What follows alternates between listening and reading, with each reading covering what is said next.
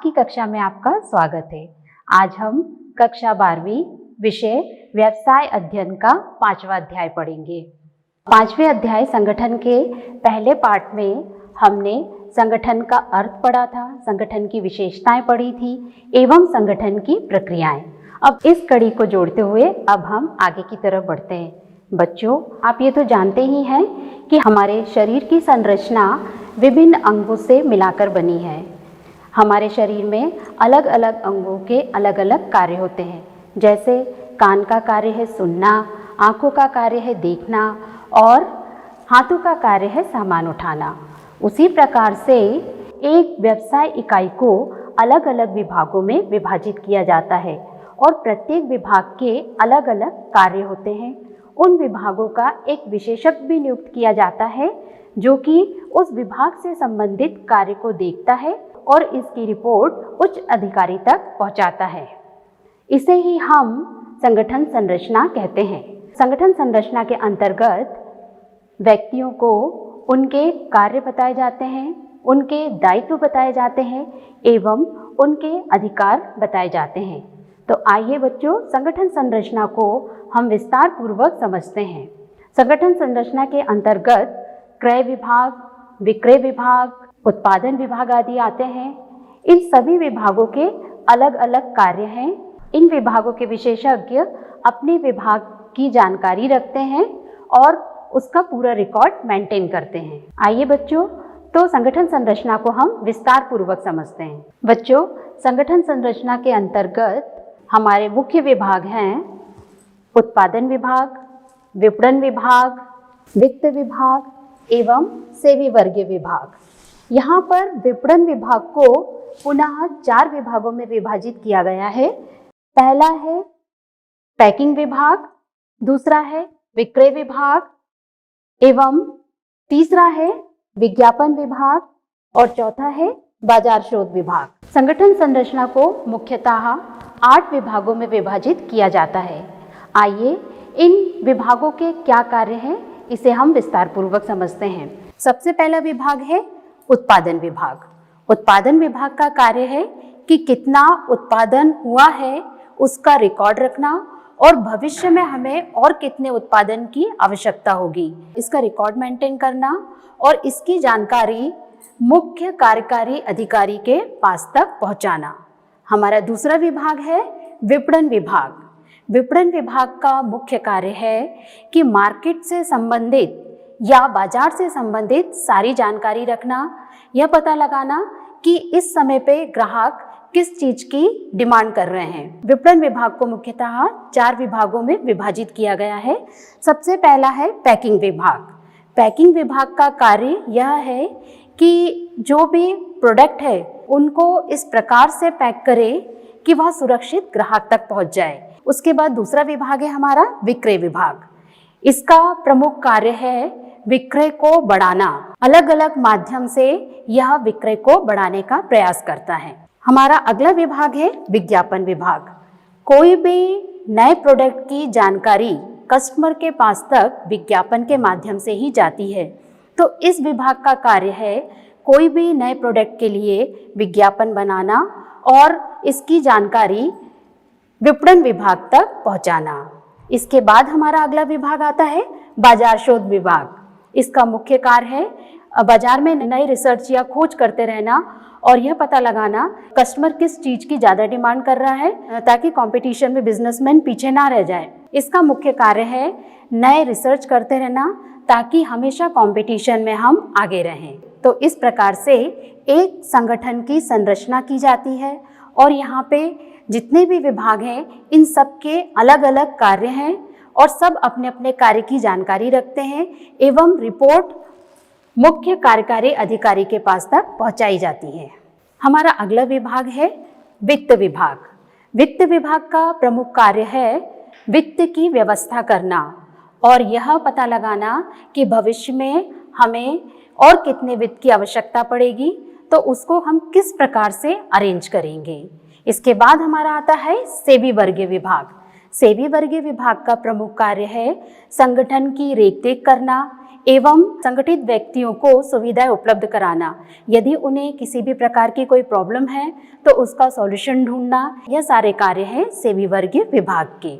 तो बच्चों, एक अच्छी संगठन संरचना के लिए आवश्यक है कि सबसे पहले हम यह डिसाइड कर लें कि हमारे पास साधन उपलब्ध है या नहीं है, क्योंकि यदि हमारे पास साधन उपलब्ध नहीं होंगे तो हम एक अच्छी संगठन संरचना नहीं कर पाएंगे।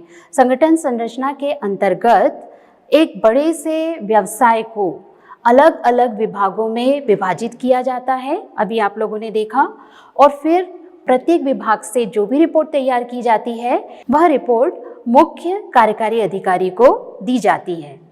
तो बच्चों, मुझे आशा है कि आप संगठन संरचना समझ गए होंगे। बच्चों, दो प्रकार के संगठन होते हैं। वह संगठन जो कि एक निश्चित उद्देश्य को प्राप्त करने के लिए बनाया जाता है एवं जिसमें लिखित नियम होते हैं, वह संगठन औपचारिक संगठन कहलाता है। इस संगठन में यह क्लियर पता चलता है कि कौन किसका अधिकारी है एवं किस अधिकारी के अधीनस्थ कौन कर्मचारी है। मतलब इसमें यह स्पष्ट होता है कि कौन अधिकारी है एवं कौन अधीनस्थ है। ऐसा संगठन औपचारिक संगठन कहलाता है। इसके उदाहरण हमें सरकारी कार्यालय में देखने को मिलते हैं। उदाहरण के लिए यदि हम पुलिस विभाग को ही लें तो इसमें डीएसपी के अधीनस्थ इंस्पेक्टर आते हैं, इंस्पेक्टर के अधीनस्थ सब इंस्पेक्टर आते हैं। मेरे कहने का तात्पर्य यह है कि इस संगठन में आदेश का प्रवाह ऊपर से नीचे की तरफ जाता है और अगर कोई प्रॉब्लम हो या रिपोर्ट हो तो उसका प्रवाह नीचे से ऊपर की तरफ। यदि सब इंस्पेक्टर को कोई रिपोर्ट देनी हो तो वो सबसे पहले इंस्पेक्टर को देगा, इंस्पेक्टर वही रिपोर्ट किसको देगा? डीएसपी को। और यदि आदेश देने की बारी आती है तो यह आदेश का प्रवाह भी ऊपर से नीचे की तरफ होता है। ऐसे संगठन को हम औपचारिक संगठन कहते हैं। इसके अंतर्गत प्रत्येक कर्मचारी को पता होता है कि उसका क्या दायित्व है एवं उसका क्या अधिकार है। इसके विपरीत वह संगठन जो बनाया नहीं जाता बल्कि अपने आप निर्मित हो जाता है, वह संगठन अनौपचारिक संगठन कहलाता है। इस संगठन की स्थापना पारस्परिक संबंध, रुचि एवं सहयोग की भावना, समान हितों के कारण प्राकृतिक रूप से बन जाती है। उदाहरण के लिए यदि हम किसी ऐसे व्यक्ति से मिलते हैं जिससे कि हमारा नेचर मिल जाए या हमारे और उसका इंटरेस्ट एक जैसा हो तो वह अनौपचारिक संगठन कहलाता है। इस संगठन में कोई लिखित नियम नहीं होते। अब मैं आपको इसका एक उदाहरण देती हूँ। बच्चों, जब आप क्लास अटेंड करते हैं और टीचर आपको पढ़ाती है तो उस समय पे जो ग्रुप बनेगा वह होगा औपचारिक संगठन। क्यों? क्योंकि उस समय पे आपको आदेश देने के लिए टीचर आपके सामने खड़ी है और आप सब लोग डिसिप्लिन में बैठे हैं और उनके ऑर्डर को, उनके आदेश को फॉलो कर रहे हैं। इसके विपरीत लंच में जब आप एक दूसरे से टिफिन शेयर करते हैं या फिर एक दूसरे के साथ ग्राउंड में खेलते हैं, यह संगठन क्या कहलाएगा? अनौपचारिक संगठन। औपचारिक संगठन का अर्थ है जो कि उद्देश्य प्राप्त करने के लिए बनाया जाता है। एक प्रमुख उद्देश्य होता है और इसमें यह विदित होता है कि किसके क्या कार्य होंगे, किसके क्या कर्तव्य होंगे, किसके क्या दायित्व होंगे एवं कौन अधिकारी होगा। इसके विपरीत अनौपचारिक संगठन प्राकृतिक रूप से बन जाता है, यह बनाया नहीं जाता। इसमें कोई लिखित नियम नहीं होते। जिन दो लोगों का नेचर एक जैसा होता है और वह लोग आपस में मित्र बन जाते हैं और इस प्रकार से जो ग्रुप बनता है वह अनौपचारिक संगठन कहलाता है। जैसे कि आप अपनी कॉलोनी में अपने मित्रों के साथ खेलने जा रहे हैं, क्रिकेट खेल रहे हैं, तो उस समय पे जो संगठन बनेगा वो क्या कहलाएगा? अनौपचारिक संगठन। और जब आप क्लासरूम में पढ़ रहे हैं, एक नियम को फॉलो कर रहे हैं, एक आदेश को फॉलो कर रहे हैं, तो वो ग्रुप क्या रहेगा? औपचारिक संगठन। बच्चों, एक बार हमारे स्कूल में एनुअल फंक्शन का प्रोग्राम था और प्रिंसिपल ने उस प्रोग्राम को कंडक्ट करने की जिम्मेदारी मुझे दी थी। बहुत सारे कार्य थे स्टेज का डेकोरेशन देखना था, बच्चों की प्रैक्टिस देखनी थी, बच्चों का ड्रेसअप और मेकअप की व्यवस्था करनी थी। तो मुझे ये लग रहा था कि शायद कहीं ना कहीं बहुत अधिक कार्य का भार मेरे ऊपर आ गया है। तो इसके सॉल्यूशन के लिए मैंने अपने कुछ कार्य अन्य शिक्षकों को दे दिए। तो इस प्रकार जब कोई उच्च अधिकारी अपने कार्यभार को कम करने के लिए अपने कुछ कार्य अधीनस्थों में बांट देता है तो वह अधिकार अंतरण कहलाता है। इसमें यह ध्यान देना है, जब हम किसी को दायित्व सौंपते हैं तो उसके साथ साथ उसे अधिकार भी दिए जाने चाहिए ताकि वह अपने दायित्व को पूरा कर सके। इसे ही बच्चों हम अधिकार अंतरण कहते हैं। बच्चों, जब सारे अधिकार किसी एक व्यक्ति के पास हो और उसी के आदेश के अनुसार बाकी अन्य व्यक्ति कार्य कर रहे हों तो वह कहलाता है केंद्रीकरण। मतलब जब सारे अधिकार एक ही अधिकारी के पास हो और उसके आदेश को बाकी के सभी अधीनस्थों को फॉलो करना हो, सभी अधीनस्थ उस अधिकारी के अनुसार कार्य करें, तो वो कहलाता है केंद्रीकरण।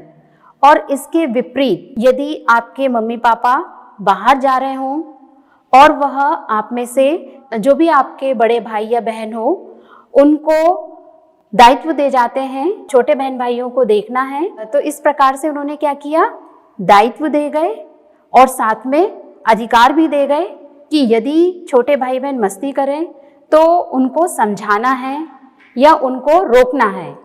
तो जब कोई अधिकारी अपने अधिकार एवं दायित्व दोनों अधीनस्थों को दे देते हैं, यहाँ तक कि निर्णय लेने का अधिकार भी अधीनस्थों को दिया जाता है, वह स्थिति कहलाती है विकेंद्रीकरण की। केंद्रीकरण के अंतर्गत सभी पावर सिर्फ एक अधिकारी के पास रहते हैं और विकेंद्रीकरण के अंतर्गत वही अधिकार डिस्ट्रीब्यूट होते होते अधीनस्थों के पास तक पहुंच जाते हैं, यहाँ तक कि उसको यह भी अधिकार सौंप दिया जाता है कि वह निर्णय भी ले सकता है, तो वह स्थिति कहलाती है विकेंद्रीकरण। तो बच्चों, आज की कक्षा में हमने संगठन संरचना को पढ़ा, इसके बाद औपचारिक और अनौपचारिक संगठन के बारे में समझा। इसके अलावा हमने अधिकार अंतरण क्या होता है इसे समझा और केंद्रीकरण एवं विकेंद्रीकरण पर चर्चा की।